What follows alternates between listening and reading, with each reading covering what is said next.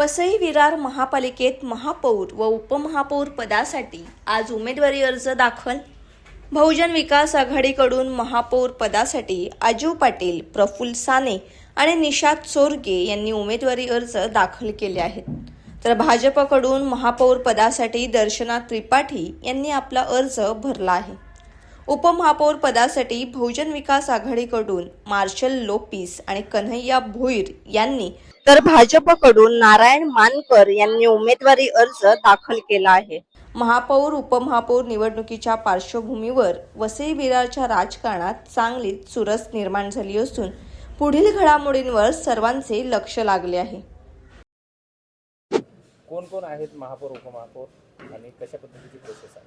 कालच आमच्या नवनिर्वाचित सर्व नगरसेवकांची बैठक झाली आणि त्याच्यात महापौर पदासाठी आणि उपमहापौरासाठी इच्छुक कोण कोण आहेत यांची नावं मागितली गेली आणि त्यानंतर 7 नावं महापौर पदासाठी आलेली इच्छुकांची आणि 10 नावं उपमहापौर पदासाठी आलेली।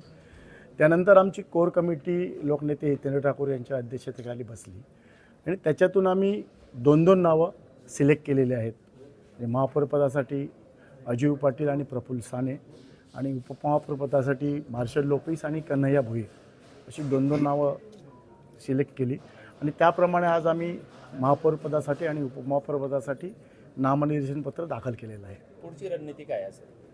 पुढची रणनीती 3 तारखेला समजेल। आपण पक्षश्रेष्ठी आहात, कशा पद्धतीची नक्की एक महापौर आणि एक उपमहापौर कोणतरी होणारच आहे, त्यातल्या दोघांपैकी एक कोणतरी होणारच आहे, परंतु अजून 2 दिवस आहेत ना, जरा राहू दे सस्पेन्स। त्यामुळे त्या 3 तारखेला तुम्हाला प्रत्यक्ष सभागृहातच कळेल ते काय होईल ते, आणि निर्णय सर्वानुमते होणार आहे, आवडीचा होणार।